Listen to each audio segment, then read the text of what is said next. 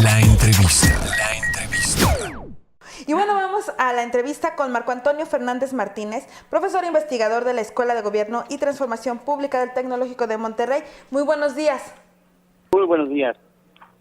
Bueno, pues en estas investigaciones que usted está llevando del Estado de Derecho, ¿cómo lo estamos viviendo en México en este momento? Pues ante una crisis también que estamos viviendo en la frontera sur. Bueno, yo creo que en el caso del Estado de Derecho claramente tenemos un problema serio de la aplicación de la ley en distintos ámbitos, que se observa en una reiterada impunidad, lamentablemente, de todos los delitos, incluyendo por supuesto los delitos de corrupción, en donde hemos sido testigos en los últimos años de documentación de distintos casos que no diferencian ni de tinte partidista y lamentablemente ni tampoco de geografía. Simplemente para ilustrar el caso en términos de la impunidad y de los problemas que aquejan a la falta del Estado de Derecho, pues lo vio precisamente su Estado, ¿no?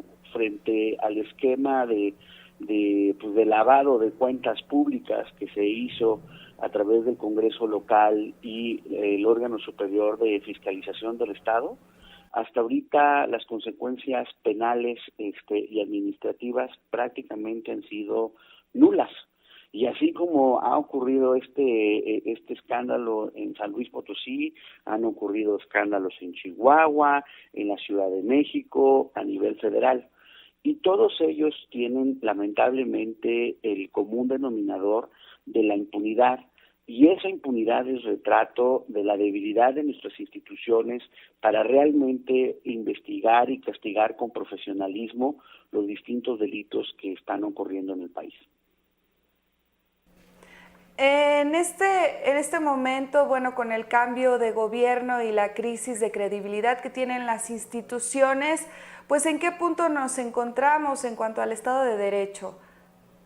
Bueno, tenemos un problema serio de desconfianza de los ciudadanos hacia las distintas instituciones. Así se refleja en la Encuesta Nacional de Victimización y Percepción sobre Seguridad Pública, que dio a conocer recientemente el INEGI, en donde el menor nivel de confianza de los ciudadanos en términos de instituciones del Estado de Derecho es hacia las policías de tránsito o a las policías municipales y judiciales.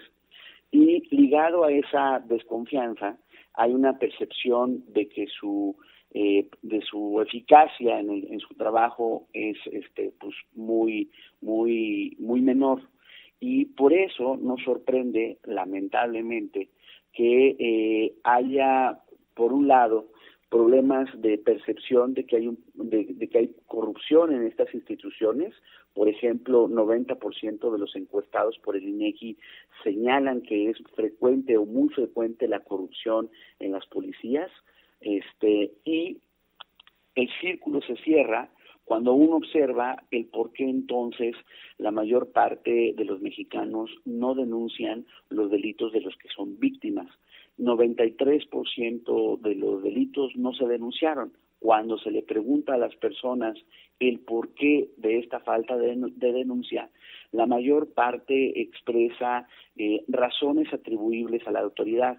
Por ejemplo, consideran que es una pérdida de tiempo, desconfían de la propia autoridad, consideran que incluso hay una actitud hostil, o puede ser uno incluso víctima de la extorsión a pesar de haber sido ya víctima del delito, y por lo tanto suman estas percepciones, y pues creo que se retrata el precario Estado de Derecho que estamos viviendo en el país.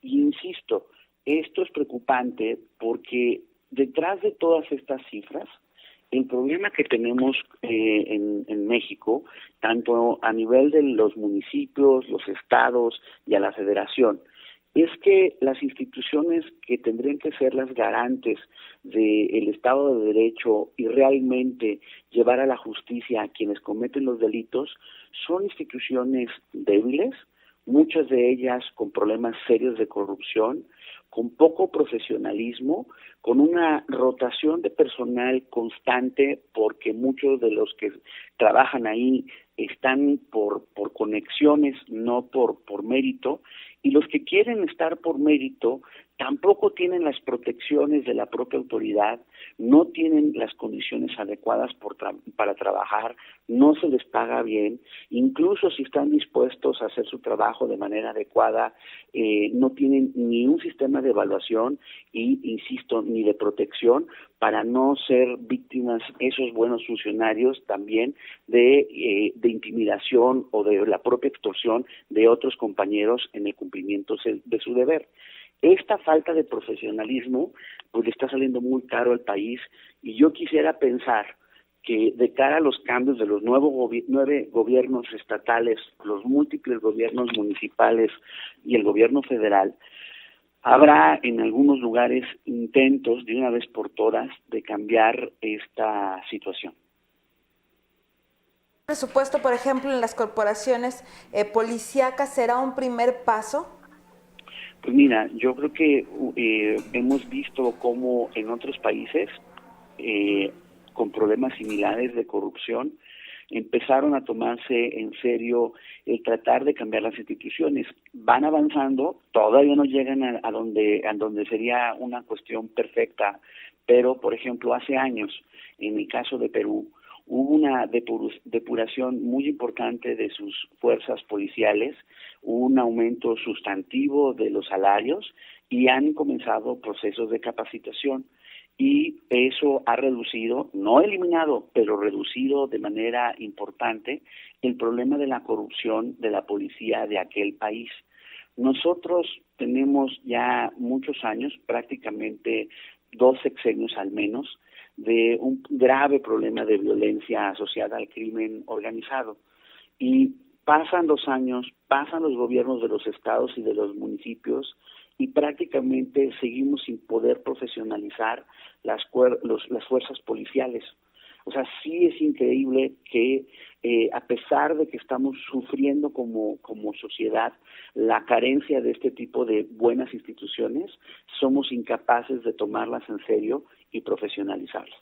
Esta falta de confianza en las instituciones de la que usted nos platica, pues incrementa la comisión de delitos.